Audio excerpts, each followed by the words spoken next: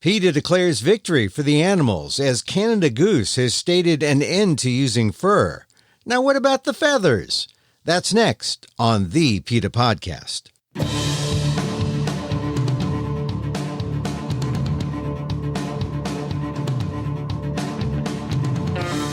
Welcome to the PETA Podcast. I'm Emil Guillermo, your host for this inside look at animal rights, brought to you by PETA, the largest animal rights organization in the world. On today's episode, after years of protest by PETA and its team of activists, Canada Goose, the outerwear retailer, has announced it's going fur-free. That means the fur trim, which has been a cruel decorative tool to fashion, taken from real animals who've suffered, no more. It all comes after a multi-year campaign where PETA has used billboards to get the message out. It's become a shareholder to wage the fight at the corporate level, and it supported the action of leaders on the ground, waging demonstrations and protests that let people know the animals have a voice. Celebrities, too, have used their fame to help the animals. Celebrities like Pamela Anderson, Bill Maher, Morrissey, Justin Long, Maggie Q, and many more. Canada Goose fought back with their own ads, but the company couldn't undo the images of how coyotes are trapped for their fur to be placed on Canada Goose jackets. The coats were Exhibit A of cruelty and abuse. When PETA filed a Federal Trade Commission complaint, Canada Goose couldn't keep assuring consumers that animal abuse wasn't part of Canada Goose fashion. And so Canada Goose said it won't use fur and has joined a growing list of top fashion outlets that have done the same. Given that, PETA has announced a moratorium on protests against Canada Goose, hoping that the company will take the next step and ban its use of all animal products, principally goose down, the feathers that insulate Canada Goose outerwear. We thought it'd be a good idea to reprise my conversation with Anne Brainard, PETA Sr. Director of Corporate Responsibility, the key negotiator with Canada Goose. In this conversation from December 2019, as PETA mounted another year exposing the cruelty of Canada Goose products, Brainard talks about the fur, the feathers, and the importance of being feather-free. You'll hear why PETA takes the protest seriously, and you'll gain insight into how Canada Goose has slowly approached becoming a more ethical company. So even if the company has gone fur-free and PETA has a moratorium on protests, Canada Goose needs to go further, faster. My conversation with PETA's Senior Director of Corporate Responsibility, Anne Brainard, on the PETA Podcast. So, Anne, tell me about Canada Goose. Why is Canada Goose the target again this year? Didn't they do well last year? No, they did not do well last year. They haven't done well since their inception over 50 years ago. They are an outerwear company out of Toronto. They sell jackets that are trimmed in coyote fur. And these are coyotes who are caught and trapped in the wild. They suffer in traps that mangle their limbs and immobilize them for days. They also stuff their jackets with down feathers, which come from birds who have suffered terrifying and painful deaths. Well, describe some of that. I mean, describe the fur. How do the animals trap? And what caught PETA's attention about the way the Canada Goose trapped animals for the fur trim? Sure. Well, Canada Goose has what they call sourcing standards. But this still allows trappers to use steel traps, which are traps designed to crush their limbs and are actually so inhumane that many countries have actually banned them outright. So why do they still do it? I mean, PETA exposed that last year. What happened? Well, whenever animals are viewed as commodities, corners will always be cut. And in this case, when you're trapping a coyote in the wild, there's really no other way to do it than to use a trap. And you have to imagine a deep wilderness where they lay out these traps, and the trappers are not checking the traps frequently.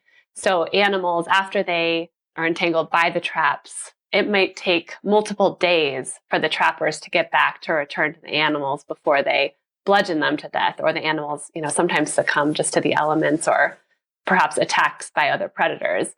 The moral of the story here is that there's no way to trap an animal in a humane way. Doing so is objectively cruel and inhumane. Mm-hmm. And when you do it well, you could, or as well as you possibly can, it could still be days that an animal's trapped and found, and that makes it even worse than it is. It's hard to believe, but it is very hard to believe. And, their standards still allow these animals to languish with potential broken bones and hemorrhaging for days. We've also received reports of still nursing moms who are desperate to get back to their pups, who have been known to even attempt to chew off their own limbs to escape the trap to return to their young. And yet, PETA exposed this through several reports last year, and I believe in previous years too.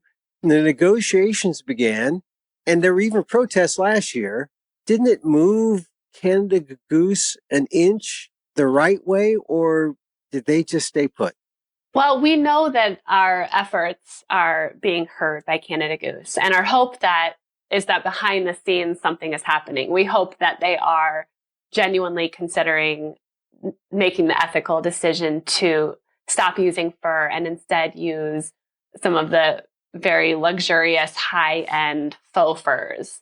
And instead of using down to stuff their jackets, they will instead use a high-quality, high-functioning synthetic material that, in fact, can outperform the down that they use, because down becomes completely useless when it's wet, whereas down alternatives retain that warmth and insulating capability even when it's drenched in water. So we hope that our message is being heard, and we hope that we hear soon that Canada Goose is moving in the direction of being a more compassionate company. Well, as the Senior Director of Corporate Responsibility, you negotiate with them. Do they say anything back to you, like to indicate anything positive, or are they really just stonewalling at this point? Well, interestingly, they are one of the only companies out there who do stonewall PETA and who refuse to open the door to any sort of conversation, which is one of the reasons that we have chosen them as a target, because the momentum in the retail and outerwear sector is towards sustainability and towards more ethical sourcing practices. And then you have Canada Goose as an outlier. They refuse to engage. They refuse to admit that their practices are egregiously cruel.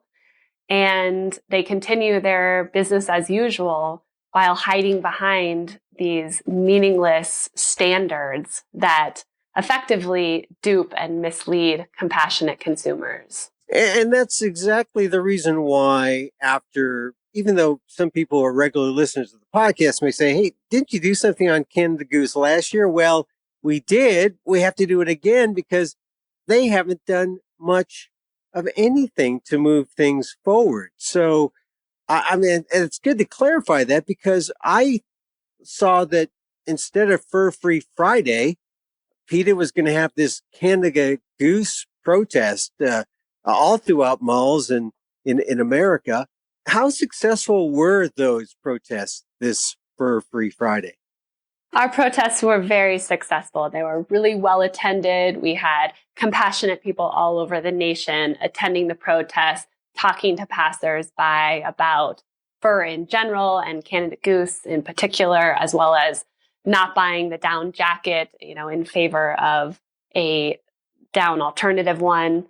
But I would like to point out that over the last year, we have seen some progress by Canada Goose, but it wasn't because they made the decision to be more ethical. It was because PETA filed a complaint with the Federal Trade Commission, and the Federal Trade Commission conducted an investigation surrounding Canada Goose's misleading claims. And as a result, Canada Goose stopped claiming that its standards, quote, ensure that suppliers don't abuse animals. Well, this is a kind of a marketing thing that companies like Canada Goose, they do these sort of tactics. They make it sound like they're better than they are. The lawsuit against Canada Goose means that maybe you'll do lawsuits against others, or have other companies been better than Canada Goose in terms of coming forward to say, okay, you win, PETA, a little bit. We'll give you an inch here. We often file Federal Trade Commission complaints to try to get companies to stop making claims that really prey on compassionate consumers. So when a consumer walks into a store and sees a label that says responsibly produced or humane or ethical, they want to buy a product that is those things. And they're duped by those misleading marketing claims and they buy it, even though those products were produced in the same way that a conventional product would be produced. So the effect that Canada Goose's standards have on our efforts to get consumers to buy vegan is that well-intentioned consumers walk into a store, they want to feel good about what they buy, they read Canada Goose's claims, and then as a result, they're misled and deceived and they buy a product that was very cruelly produced. Which makes them more angry at the company. And then, so maybe things might fall PETA's way with one big effort this year, one big cold snap, you think? Well, we hope so, but I can guarantee you that we will not back down until Canada Goose stops using fur and stops using down. Now, you mentioned down, and I haven't really gotten into the down because we were talking about the trapped animals. And by the way, those trapped animals and the fur, it's really just for the trim. It's just kind of decorative. It almost seems like a waste, right? I mean, Canada Goose uses fur to, trim their jackets. And it's used for decoration. You know, when people are walking down New York City in their Canada Goose fur trim jackets, clearly it's not protecting them against the elements. There is no reason to be wearing a fur garment, whether you're climbing Everest or you are walking the streets of Toronto. In fact, Colin O'Brady, who is the very first person to cross Antarctica unaided, which is like an over 900-mile trek and lasts 54 days, he wore a microfiber jacket with faux fur. So if he can do it in Antarctica unaided, then the general population can do it too. It's fashion and style and it's cruelty. That's what Canada Goose is. And, you know, we talked about the fur trim. Now let's get into the down, because people who wear down jackets, they always say, come on, Emil, birds have feathers. They grow them back. They don't miss them. Surely a company that uses down must have a humane way to get down, right? No? No, not right. And this is my issue, because it seems to me that when people were complaining, you mentioned this earlier, that down when wet is not good down. Down when wet is even lower than down, not good, not warm, and that there was something better, and they came up with it. They came up with this fiber fill, whatever they call it. They put a brand name trademark on it, and they started selling these totally vegan type of winter coats. And I saw them on the market for a while, and down was nowhere. And just over the last, when I got the new catalogs for this winter season, suddenly here are all these down jackets. And what happened? Well, I think if you look at the statistics, you'll find something vastly different than what you're finding in the catalogs. So if you look over the last 5 years at the U.S. feather and down imports, they've actually declined by almost a quarter.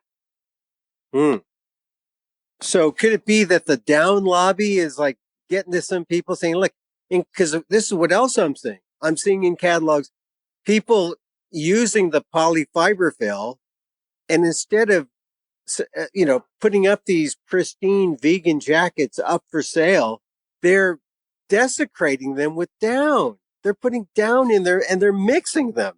It's almost like, if the fur trim wasn't bad enough on a Canada Goose, it's even worse that they shun the fiber fill and put down.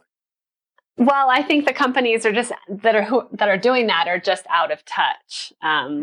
Consumers today want to buy products that really align with their values, and they like innovation. They like the newest thing. And so most companies are realizing that and are wanting to cater to that growing demand for sustainable and cruelty-free products. So they go and they innovate, or they partner with suppliers of down alternatives that do that for their full-time job, like companies like Primaloft or Thinsulate or Thermore. Yeah, I see Primaloft. I see it all the time. And they, when the big NanoPuff jackets came out, some NanoPuff had down, but some had Primaloft, and there was always that option. And now I see, I almost see some of the catalogs maybe forgetting about the vegan option and moving more toward this. Oh, we have this new and improved down. Now, when they call anything down, I guess it has to be down if they call it down, or even if it's a trademark down, like some kind of never wet down trademark or whatever they call it. You know what I mean when I say that? Mm-hmm. Oh, but by Sure. the way, it's okay to have your dogs chime in. They're just cheering you on. I know. Thank you. I know they're just cheering you on. It's my 13-year-old lab who is deaf, so asking her to be quiet doesn't help. well, we'll put out a Braille version for her.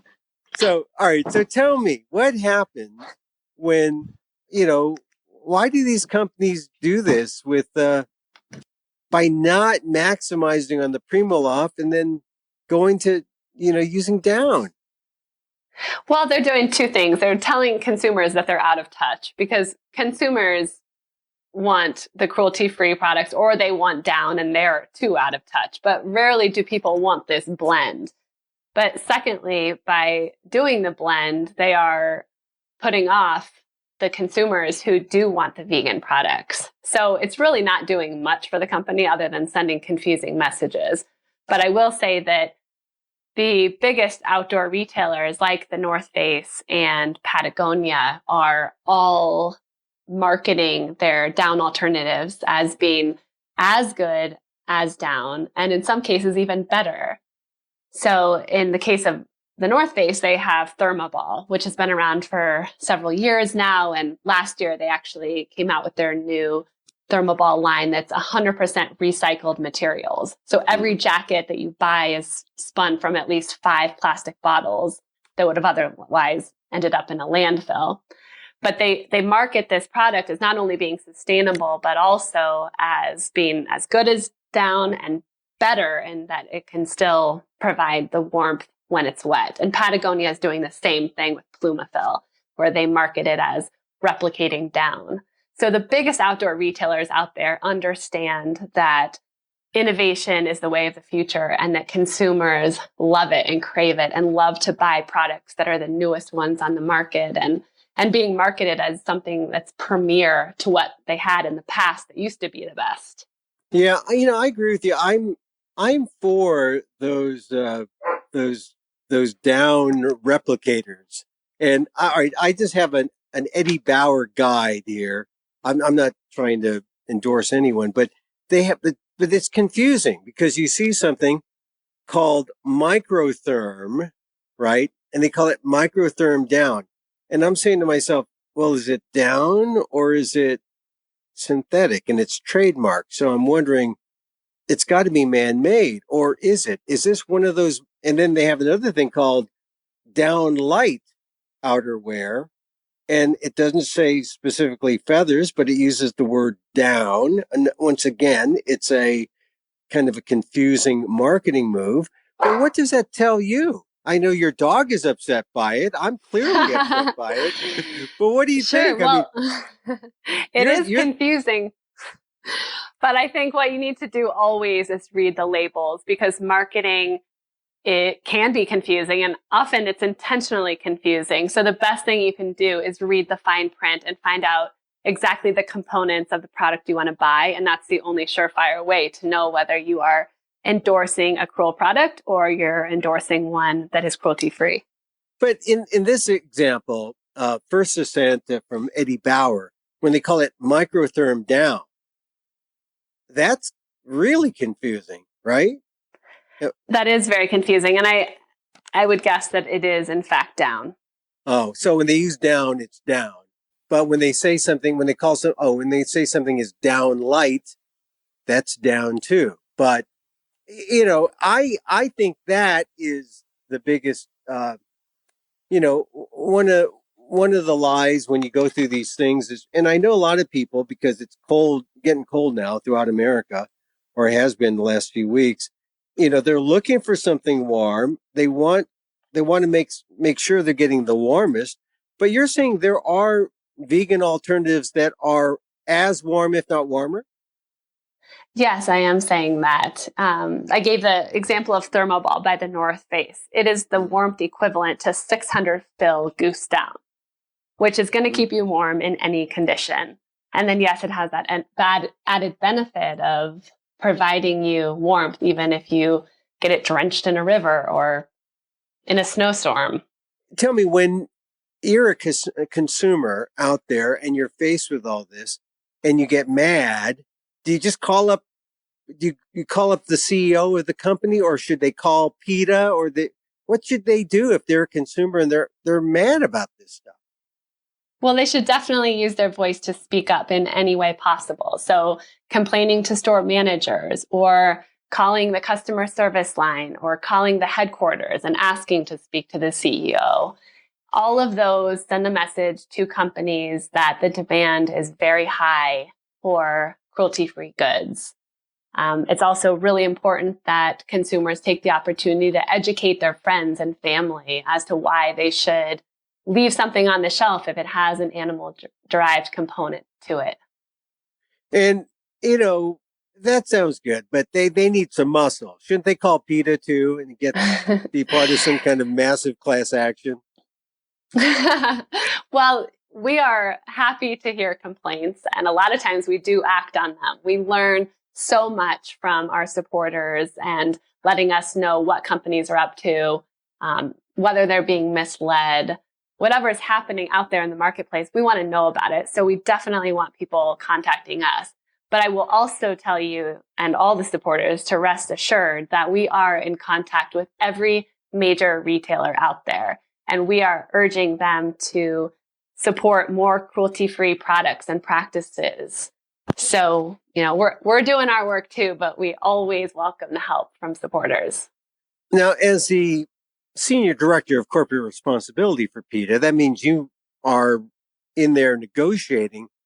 What are these negotiations like? Because ultimately, you and I know that it's going to be the marketplace that decides. And if the marketplace pushes them in the right way, they're going to go the right way. But how compassionate are these people that you have to negotiate with? Yeah, that's a good question. So I think there's a spectrum, and on one side, it's consumer demand, and on the other side, it's corporate responsibility. And I think you're only going to see meaningful progress when you have support from both ends. So you need consumers really voicing their concerns about various products or their demand for cruelty-free ones. And you also need companies to be the responsible corporations that most of them claim to be, and to really take action that align with their mission statements and with their stated objectives or milestones or benchmarks that they've set for themselves. And in today's market, most corporations are willing to have conversations about how they can do better and what they can do to really appeal to the compassionate consumer base, now millennials and Gen Z as the largest consumer base in history. Companies want to cater to them. So not only are they capitalizing on it financially, but they're doing better for animals. They are doing better for our planet by eliminating the animal agriculture footprint. So it's a win-win as long as they're open to the conversation. And I would say that most of them are. And are there some companies that you would say are better than others? And you're clearly targeting Canada Goose because they're not one of those companies. But are there some companies that are better than others? Absolutely. I think there are dozens and dozens of companies out there that are making progress, that are introducing more vegan options and eliminating some of the cruelest ones. All of the major retailers out there need to do more, though. I mean, we're pleased with them taking steps, but we continue to push them to do more, because when you are a massive retailer and you have thousands of different SKUs and thousands of different suppliers, there's going to be cruelty inherent in your supply chain. And so we just encourage companies to take steps to address it.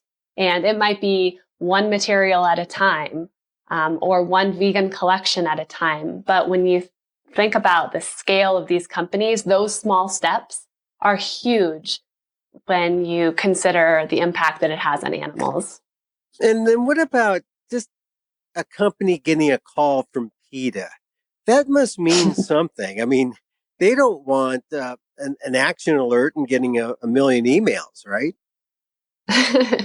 That's right. They try to avoid that, and we also try to avoid it. Our goal is always to work behind the scenes with companies and try to identify ways where we can play a consultant role and try to get them to move towards more compassionate products. But sometimes that doesn't work. Yeah, I mean, but you can even get to the point where you say, you have a perfectly vegan shoe, and then you throw a little suede on the heel, and suddenly it's not vegan on a hiking shoe. And it seems like some companies, they'll put out their vegan products, and then they'll keep the hardcore. This is leather. This is nubuck, which is leather, not vegan, or this is something else with a leather trim. And so they're playing both sides. But that's kind of, I mean, there's this one shoe company that I patronize, and I buy their vegan shoes. But when they put out these leather shoes that I can't buy, I feel a little like maybe I should look for another pure company.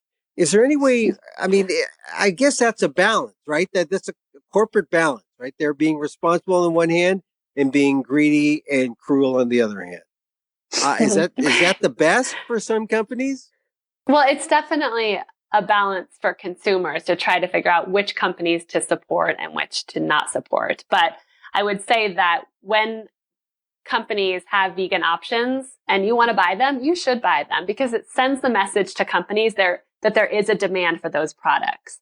And if they see that demand, they want to capitalize it, and they'll grow those options.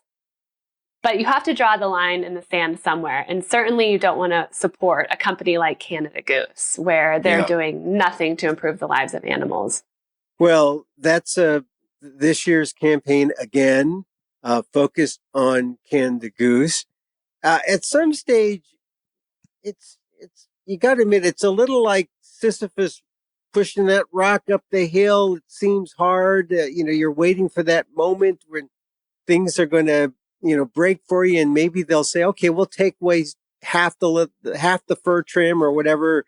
But what keeps you going and keeps you motivated about your job? Are there enough signs, enough positive signs that say, hey, things are going in the right direction for the animals? I feel that every day. There are small victories that keep me going every single day. And then it's also trickled in there very big victories. So I stay motivated every day because I do see corporations doing the right thing. And that's what keeps me motivated.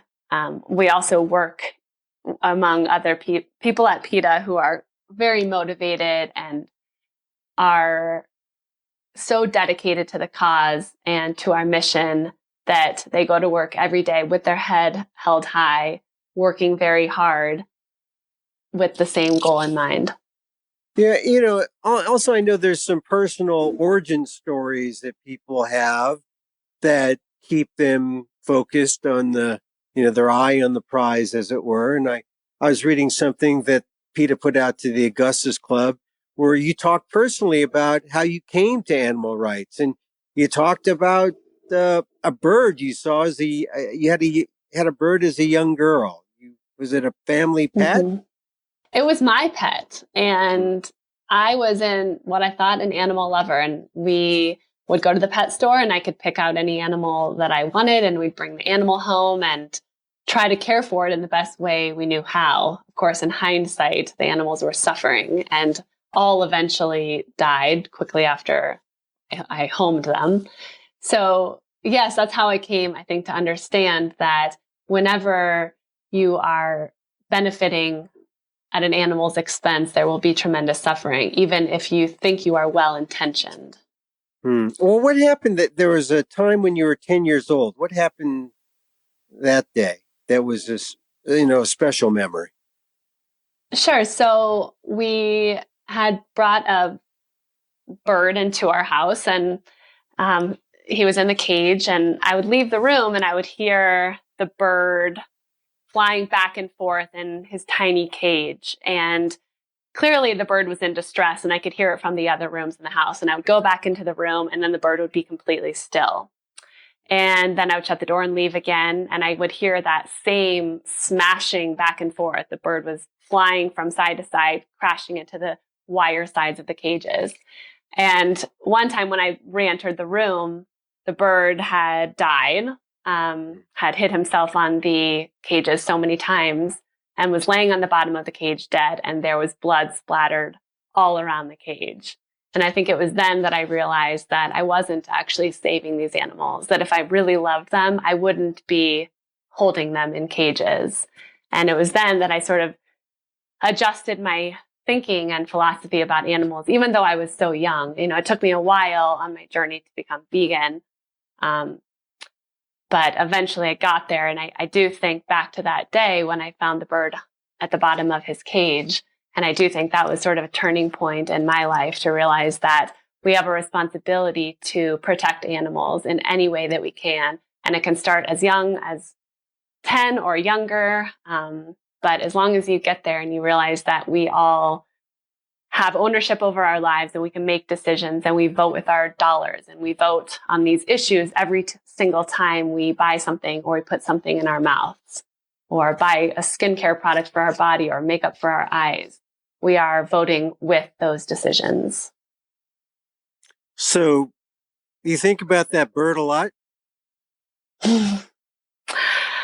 I do every once in a while, when we don't have a lot of victories to tout, or you just kind of wonder, am I making a difference?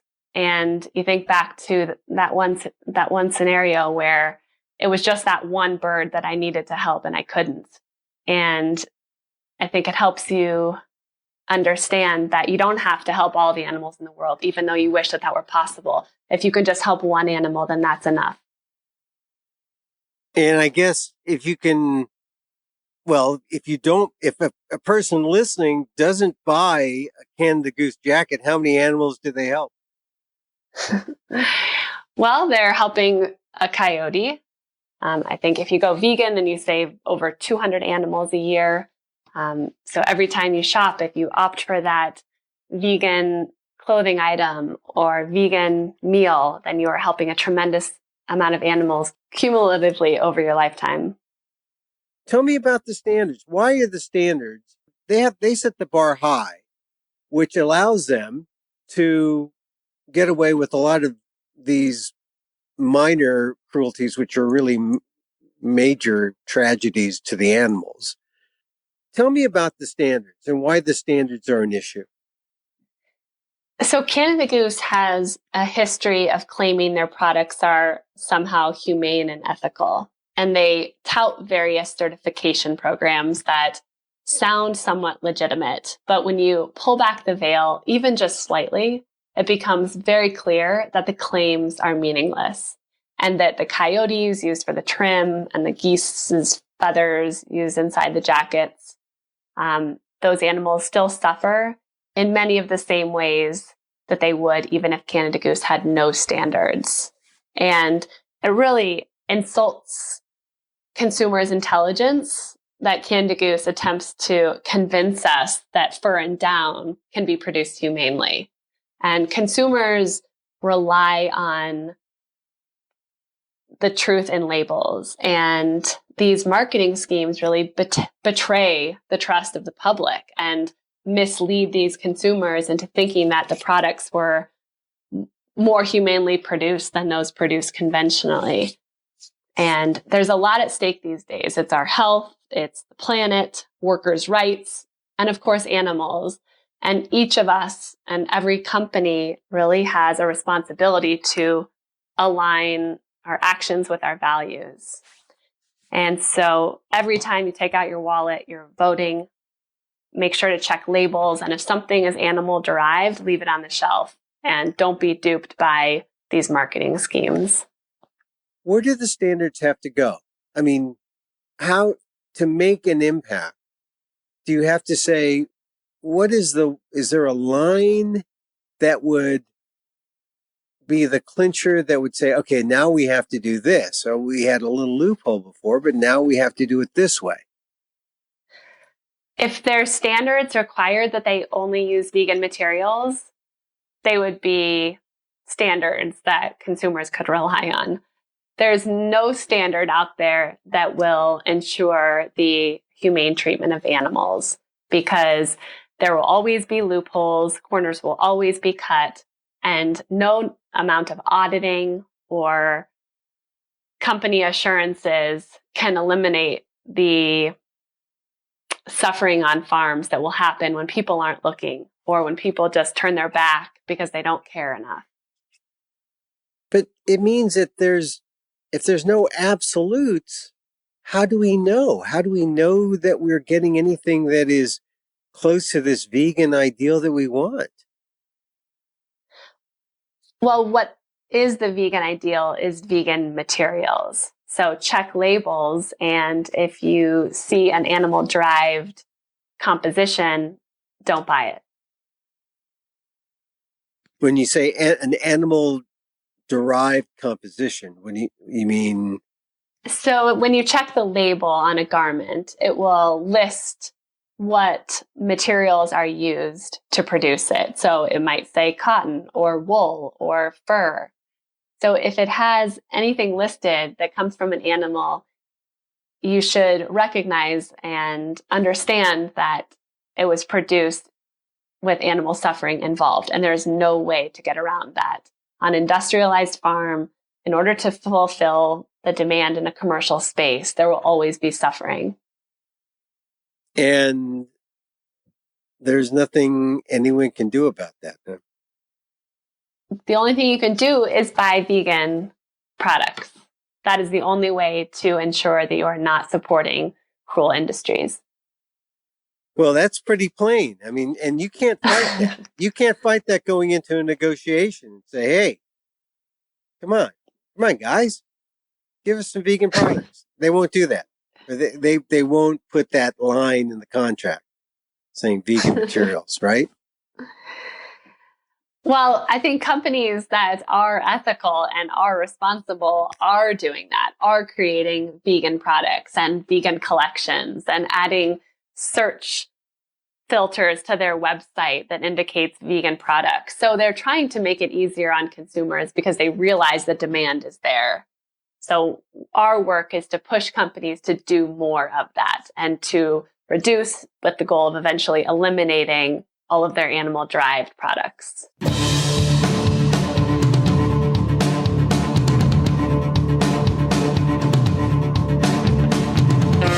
Anne Brainard, PETA Sr. Director of Corporate Responsibility. She's the key negotiator with Canada Goose. In the conversation from December 2019, you heard how PETA mounted another year exposing the cruelty of the company, those Canada Goose products, and you heard Brainard talk about the fur, the feathers, and the importance of being feather-free. And that's why, even though Canada Goose has slowly approached becoming a more ethical company and has announced it's going fur-free, PETA is announcing a moratorium on protests, with the hopes that Canada Goose will go further and faster toward being a more ethical company. Go to PETA.org for more.